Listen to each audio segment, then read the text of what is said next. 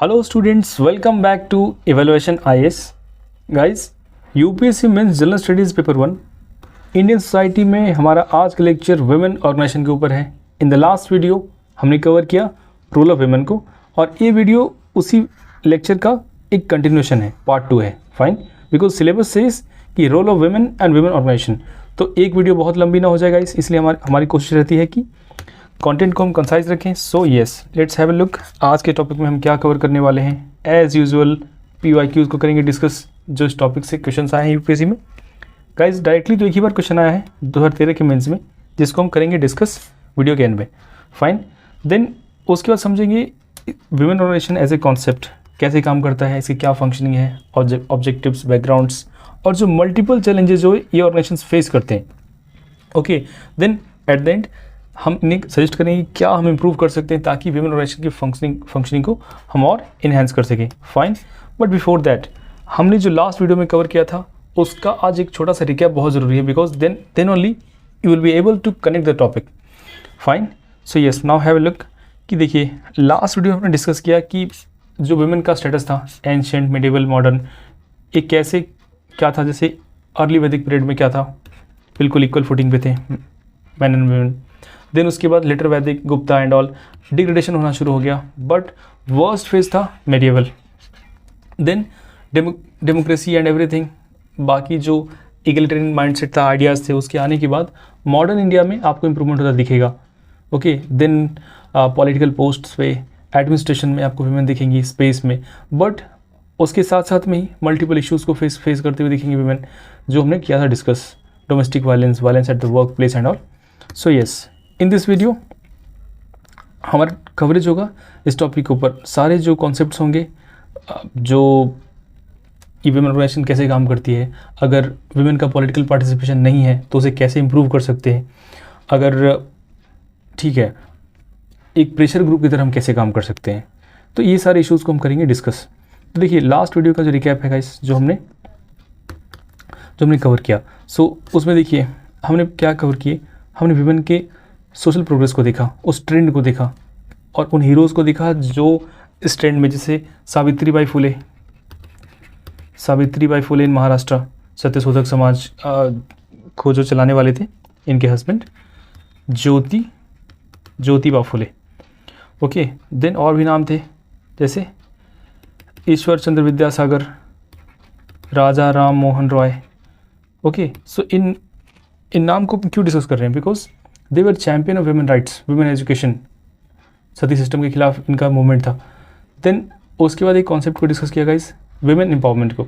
अब देखो आज फिर से इसको क्यों डिस्कस कर रहे हैं, इसलिए कर रहे हैं गाइस बिकॉज ये जो वुमेन ऑर्गेनाइजेशन है उनका क्या फोकस है। फोकस ये है कि वुमेन एम्पावरमेंट की जो पेस है, स्पीड है, उनको बढ़ाई जाए। सो अब देखिए जो चैलेंजेस वुमेन फेस करते हैं उनको फिर से आज एक रिकैप करते हैं।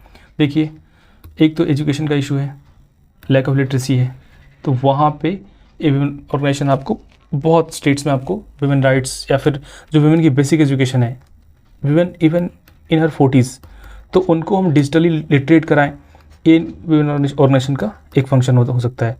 देन उनका पॉलिटिकल पार्टिसिपेशन को हम बढ़ाएं, डोमेस्टिक वायलेंस, हैरासमेंट्स एंड एवरीथिंग, इनके केसेस में कमी आए और धीरे धीरे हम इसको एलिमिनेट कर पाएँ। ओके, सो ये सारे इश्यूज़ हैं। Hold on, yes, so now have a look जो सेफगार्ड्स वुमेन के लिए लिए गए। और देखो लास्ट वीडियो में एक मिस्टेक हो गई थी गाइस। लास्ट वीडियो में जब मैंने फंडामेंटल राइट्स को आपको डिस्कस किया कि फंडामेंटल राइट्स में वुमेन के लिए क्या क्या प्रोविजंस हैं। फाइन, जो आपके आर्टिकल 15 के 3 में है, 16 में है, 14। ओके, सो बट उसके बाद हमने डिस्कस किया था कि फंडामेंटल ड्यूटीज़, तो फंडामेंटल ड्यूटीज़ में आर्टिकल 51A के ई में, तो बेसिकली मैंने बोलते वक्त फंडामेंटल ड्यूटीज़ की मैंने फंडामेंटल राइट्स बोल दिया था। So I am very sorry for that, ये मिस्टेक को मेरे स्टूडेंट ने पॉइंट आउट किया। So I am thankful to the students. Yes, then have a look, फिर से एक बार देखते हैं कि women empowerment as a concept क्या है, रिविजन हो जाएगा। और गाइस एक बात मैं आपको बता दूं कि जब भी मैं इन माइंड मैप्स को यूज़ करता हूँ आपके लिए, please take the screenshot, because आप इन स्क्रीनशॉट्स को एज इट इज़ अपने आंसर में आप इम्बाइब कर सकते हो, इम्प्लीमेंट कर सकते हो। ओके, अपने आंसर को थोड़ा स्टैंड आउट बनाना होगा, ताकि तभी आपको कुछ 1-2 मार्क्स पर आंसर अगर मिलेंगे ना तो सोचो 20 क्वेश्चन में अगर 20 मार्क्स इस टाइप से आप ऐड कर लेते हो इन डायग्राम्स का यूज़ करके, तो सोचो कितना एज मिलेगा आपको। Then have a look, women empowerment as a concept, right to determine choices, सबसे ज़्यादा इंपॉर्टेंट तो ये हो सकता है। इकोनॉमिक चॉइसेस जो होते हैं, रिप्रोडक्टिव चॉइसेस, तो पॉपुलेशन कंट्रोल का भी एक यहाँ से कनेक्शन है, जिस पे यूपीएससी ने 2016 के आसपास में कोई क्वेश्चन पूछा था। Then sense of self worth, अपनी वर्थ समझे, अपनी कीमत समझिए। एक होता है कि मतलब most of the cases women are taken for granted, okay, जैसे उनका जो हाउस होल्ड वर्क है कभी काउंट नहीं होता है। देन एक्सेस टू अपॉर्चुनिटीज़, जैसे specially in this digital world women are more vulnerable, तो उनको डिजिटली लिटरेट कराएं। तो यहाँ पे देखो विमेन एम्पावरमेंट में फिर से क्यों डिस्कस कर रहा हूँ, बिकॉज ये जो विमेन ऑर्गेनाइजेशंस हैं उनका यही तो फंक्शन है कि विमेन एम्पावरमेंट की जो स्पीड है, जो पेस है, उसको और हम इन्हेंस कराएं। Political participation, in the last video we discuss कि अभी जो 16th लोकसभा का जो रिपोर्ट आई थी उसमें क्या था कि they are just 11% women MPs। This is very unfortunate. जिस कंट्री की 50% पॉपुलेशन विमेन हो उस कंट्री की हालत है, तो वहाँ पे इसको 11 से 33, देखो ये जो डेटाज मैं बता रहा हूँ अगर आप नोट करो तो आप इन डेटाज को ही आपको आंसर में कोड करना होगा। अच्छा, मैं जो डायग्राम्स, डेटाज, एवरीथिंग मैं कोड करने बोलता हूँ, वाई आई से सो, बिकॉज आपको अपने आंसर की क्रेडिबिलिटी बढ़ानी है तो आपको रिलेवेंट डेटाज को यूज़ करना होगा। देन हैव ए लुक, अब बात करते हैं गाइस विमेन ऑर्गेनाइजेशन की। तो विमेन ऑर्गेनाइजेशन का जो ट्रेंड रहा है, तो देखो इंडिया में ऐसा कुछ था नहीं, बिकॉज विमेन को मोस्ट ऑफ सोसाइटीज़ ने regardless of caste and religion inferior ही बिल्कुल रिगार्ड किया है। ऑल दो देर आर कॉन्सेप्ट्स लाइक नारी शक्ति एंड ऑल, बट ये सारे कॉन्सेप्ट्स बिल्कुल इनका डिग्रेडेशन आप देखोगे एंशेंट से मेडिएवल एंड ऑल। सो उसके बाद क्या हुआ, ऐसा क्या हुआ कि India women organisation and all इनका फिर जब आप गांधी एज देखोगे, उसके पहले भी अगर राजा राम मोहन राय का जो दौर था उसमें भी विमेन की भागीदारी दिखेगी। फाइन, सो यस, सो हुआ क्या कि जब यूरोप में जब विमेन मूवमेंट चल रहे थे तो वहाँ के मूवमेंट से इंस्पायर होकर इंडिया में भी इन मूवमेंट्स ने अपना दिखाया कि देखो इस टाइप से हम फंक्शन कर सकते हैं कि एक ग्रुप होगा जिस ग्रुप में कोई एक हेड होंगी, और जो मान लो कि कहीं पर गडौरी है या फिर एंटी अल्कोहल मूवमेंट चले थे बहुत स्टेट्स में, मतलब मॉडर्न टाइम की बात कर रहे हैं कि अगर ब्रिटिश इंडिया में जब अल्कोहलिज्म के अगेंस्ट भी मूवमेंट चले थे तो उस टाइप के मूवमेंट्स आपके मोस्ट पॉपुलर थे बंगाल में, तो बंगाल की विमेन हमेशा से एक्टिव रही हैं ज़्यादा। फाइन, तो अब इनके रोल वगैरह सबकी बात करेंगे धीरे धीरे। अब एक शॉर्ट बैकग्राउंड की बात करते हैं इस कि इन विमेन ऑर्गेनाइजेशंस का बैकग्राउंड क्या रहा है। और देखो एक तो चलो इंस्पिरेशन ले लिया कि जो यूरोपियन लीग्स थे, यूरोपियन ग्रुप्स थे, वहाँ से इंस्पायर होकर, बट इंडिया में क्या हुआ ऐसा, इंडिया में वो देखो एक तो था स्प्रिट ऑफ एजुकेशन, और जो कुछ मोबिलाइजर्स थे, क्या बोलेंगे उनको, मोबिलाइजर्स, जैसे ईश्वर चंद्र विद्यासागर, राजा राम मोहन राय। देखो राजा राम मोहन राय का एग्जांपल मैं फिर से ले रहा हूँ। राजा राम मोहन राय का ने जो खड़ा किया था ऑर्गेनाइजेशन, उनका क्या नाम था, ब्रह्म समाज। तो ब्रह्म समाज के अंदर एक मंडल था दैट वाज नेम्ड एज महिला मंडल्स। आप इस एग्जांपल को जरूर नोट कीजिए। तो महिला मंडल्स का फॉर्मेशन इसलिए किया था कि ब्रह्म समाज के अंदर जो विमेन हैं उनके इश्यूज़ को स्पेशली टारगेट किया जाए और एक सॉल्यूशन तक पहुंचा जाए। फाइन, तो वहाँ से स्टार्ट होता है इंडिया में विमेन मूवमेंट्स का, जो विमेन ऑर्गेनाइजेशन है उनका। देन साथ साथ में चीज़ें पैरेलल चल रही है, बिकॉज यहाँ पे देखो आप धोंडो केशव कर्वे जो महाराष्ट्र में थे, विमेन स्कूल्स, विमेन के लिए कॉलेजेस एंड ऑल एवरीथिंग अपने एक्सपेंस पे स्टार्ट कर रहे थे। तो ये चीज़ें पैरेलल चल रही थी। अब देखिए एक तो हुआ कि मोबिलाइज़ कर रहे हैं, साथ में विमेन की क्राउड को मोबिलाइज़ कर रहे हैं उन्हीं के राइट्स के लिए, साथ में आप उनको एजुकेशन भी दे रहे हैं। तो देखो ये जब दोनों पैरेलल चल रहा है तो उसके बाद ग्रेजुअली क्या होता है, जब एक नोशन ऑफ न्यू विमेन का कॉन्सेप्ट आता है। हु इज़ न्यू विमेन, जो अपने राइट्स को जाने, ठीक है, अपने वर्थ को समझे। So okay, then full phase में आपको दिख जाएगा अपसर्ज ऑफ विमेन ऑर्गेनाइजेशंस। कब, post independence 50s and all. कैसे गाइस, इसकी जस्ट पहले आप देखोगे तो आपको MG रानाडे का आपने नाम सुना होगा, महादेव गोविंद रानाडे, ठीक है। इंडिया के वेस्टर्न पार्ट में ये बहुत ही बड़े फ्रीडम फाइटर रहे थे, और along with being freedom fighter इनका सोशल एंगल पे ज़्यादा जोर था। सोशल में क्या, स्पेशली जो ऑर्थोडॉक्स रिचुअल्स थे और जो विमेन इश्यूज़ थे उन पे इनका फोकस था। तो इनके लिए इनने क्या किया कि जो इनने महादेव गोविंद रानाडे का जो नेशनल सोशल कॉन्फ्रेंस था उसमें इनने स्ट्रेस दिया कि विमेन के इश्यूज़ को हम रिजॉल्व करें। फाइन, तो ये था गाइस थोड़ा शॉर्ट बैकग्राउंड। अब देखते हैं इनके ऑब्जेक्टिव्स। सबसे इंपॉर्टेंट क्या है कि जो राइट्स अवेयरनेस है उनकी, विमेन के लिए जो राइट्स है गाइस उनको उन्हें पता होना चाहिए, बिकॉज उनके लिए कोई स्कीम आई है, उनके लिए उनको एक्सप्लॉयटेशन से बचाने के लिए कोई राइट्स हैं उनके अवेलेबल, जो एक्ट, जैसे मान लो कि जो कहीं पे डोमेस्टिक वायलेंस है तो डोमेस्टिक वायलेंस एक्ट का उन्हें पता होना चाहिए कि there is something for you, your protection, या जो वायलेटर है उसके लिए पेनल प्रोविजंस अवेलेबल हैं। फाइन, तो बहुत सारे अगर रूरल इंडिया का सर्वे हुआ था उसमें 6 आउट ऑफ 10 वुमेन को पता ही नहीं था कि उनके लिए राइट्स अवेलेबल हैं इस टाइप के। Fine, then guys again political participation, जो हमने विमेन एम्पावरमेंट में डिस्कस किया उसी का सॉल्यूशन है women organisation.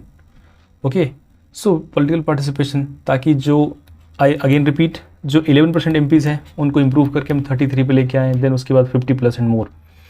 Again self employment, जैसे मान लो कि जो सेल्फ हेल्प ग्रुप्स होते हैं तो इसमें जो विमेन ऑर्गेनाइजेशंस का रोल है बहुत ज़्यादा है, बिकॉज इसमें यहाँ पे उनको राइट्स अवेयरनेस है, उनको जो new normals about economy, the ideas of transactions, UPIs, ये सारी चीज़ों को अवेयर कराए। तो ये रोल किसका है? ये रोल है विमेन ऑर्गेनाइजेशंस का, ठीक है। अल्टीमेटली गाइस सोशल प्रोटेक्शन, ठीक है, सोशल प्रोटेक्शन उनको देना, उनके लिए एक होता है ना जैसे कि बॉन्ड ऑफ सिस्टरहुड। देखो आप इन कीवर्ड्स को जरूर मेंशन करना अपने आंसर में, ठीक है। अगर क्वेश्चन इस पे आए तो आप जरूर उसको मेंशन करना। So guys then have a look at the question, उसके बाद हम करेंगे डिस्कस फिर से। Male membership needs to be encouraged in order to make women's organisation free from gender bias. Fine, अब मेल की भागीदारी बढ़नी चाहिए। अब देखो इस एग्जाम्पल को, अब यहाँ पे बहुत सारे एग्जाम्पल्स लिए जा सकते हैं इस कॉन्सेप्ट को समझाने के लिए, हम इसको वीडियो के एंड पे डिस्कस करेंगे और अभी आप इस पर सोचना। Fine, so now have a look. अब ये जो विमेन ऑर्गेनाइजेशंस हैं इनका क्या रोल है? चलो ऑब्जेक्टिव तो हमने डिसाइड किया कि ठीक है ऑब्जेक्टिव ये है। अब देखिए इनका क्या रोल है। They are custodian of rights, जो विमेन राइट्स हैं उनकी एक कस्टोडियन है।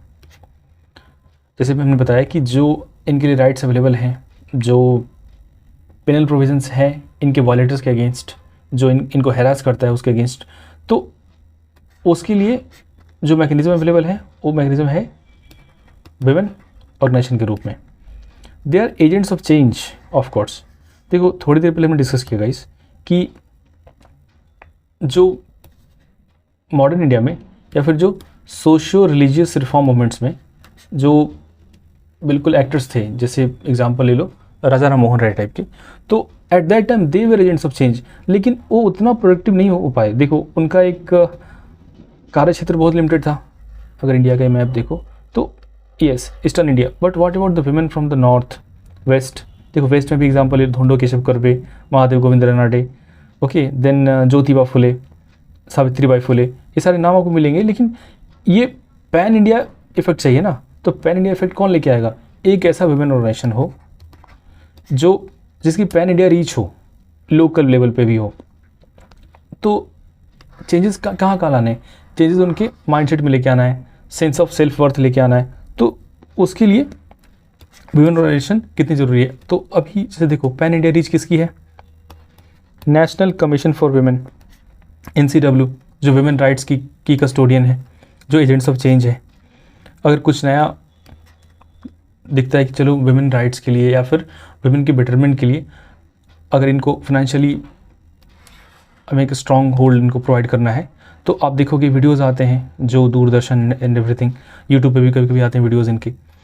Then they are educator and mobiliser. तो देखो आपको एक कनेक्शन दिखेगा कि जो काम जो रिफॉर्म मूवमेंट्स में उस टाइम पे जो उस टाइम के ग्रेड्स थे लाइक राजा राम मोहन राय वो कर रहे थे, वही काम इनका है।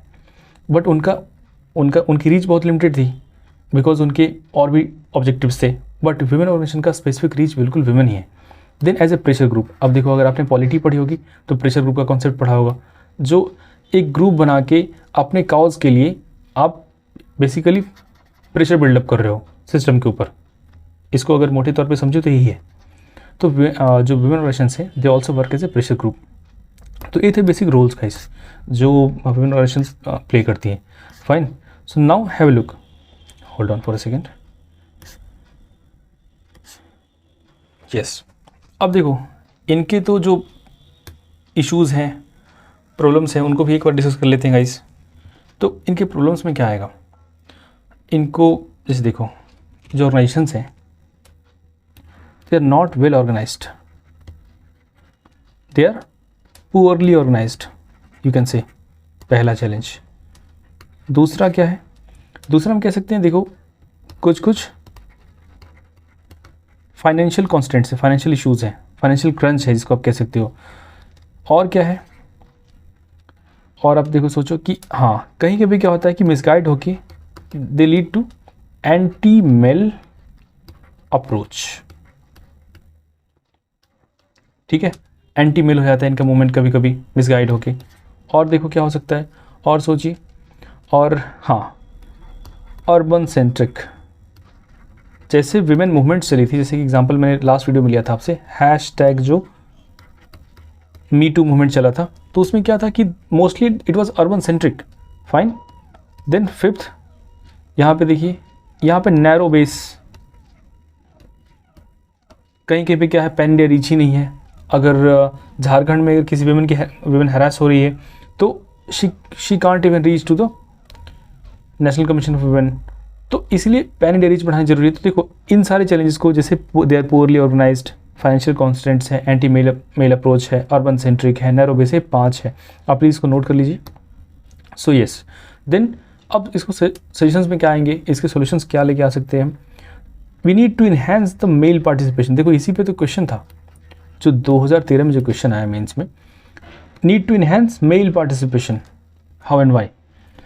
इसलिए कि पास्ट में भी इफ़ेक्टिव रहे जो मेल मेंबर्स रहे, उनकी भी सेंटिमेंट्स हैं कि देखो अगर सोसाइटी में something is going wrong, whether it's against poor, whether it's against any minority, women, तो because there are goods and bads everywhere, but एक पूरी कम्युनिटी, एक पूरा जेंडर कभी गलत नहीं हो सकता।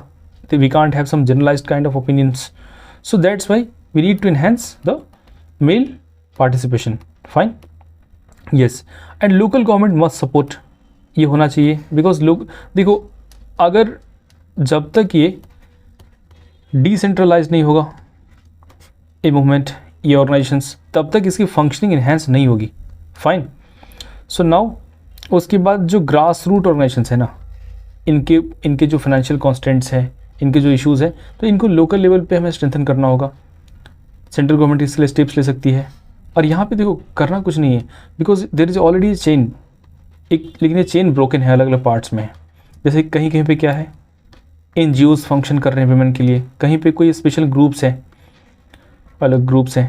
उसके बाद गवर्नमेंट की भी कोई स्कीम है उसके लिए, स्टेट गवर्नमेंट की, और सेंट्रल गवर्नमेंट भी कुछ काम कर रही है। उसके ऊपर से जो कुछ फॉरेन एजेंसीज़ हैं जो वुमेन के लिए काम करती है, UN का कोई इनिशिएटिव है या फिर कोई प्राइवेट। तो देखो हमें करना है इनका इंटीग्रेशन, स्टेक होल्डर अप्रोच इसी को तो बोलते हैं। इन स्टेक होल्डर्स को एक साथ एक बोर्ड पे लेके आना है, उसके बाद सारे चैलेंजेस को डिस्कस करना है, और एक बिल्कुल रोड मैप तैयार करके सारे इश्यूज़ को सॉर्ट आउट करके उनका सोल्यूशन निकालना है।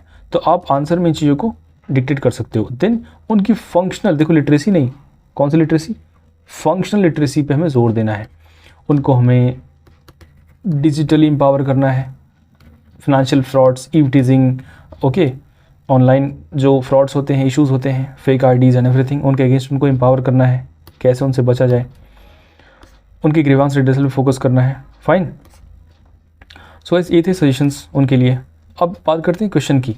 जो क्वेश्चन एक देखो, एक सिंगल क्वेश्चन आया है अब तक वुमेन ऑर्गेनाइजेशन के ऊपर, अब तक सिंगल क्वेश्चन आया है। तो आप UPSC मेंस जो 2021 का होगा, 2022 एंड ऑनवर्ड्स, जब भी आप इस वीडियो को देख रहे हो, आप इस क्वेश्चन को कैसे काउंटर करोगे, ये वे फॉरवर्ड आपको इसी में मिलेगा। Now have a look. Intro में क्या लिखेंगे हम? इंट्रो में एज इट इज़ हम विमेन ऑर्गेनाइजेशन के बारे में लिखेंगे।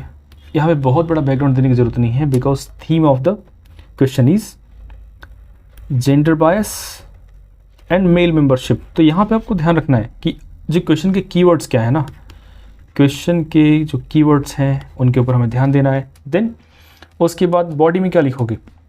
बॉडी में लिखोगे कि अब तक जो एक प्रॉब्लम आया है विमेन ऑर्गेनाइजेशन के साथ में, इनका मिसगाइडेड एंटी मेल अप्रोच रहा है। तो अगर एंटी मेल अप्रोच रहेगा तो सो यू कांट एक्सपेक्ट कि कोई प्रोडक्टिव कंट्रीब्यूशन भी आए।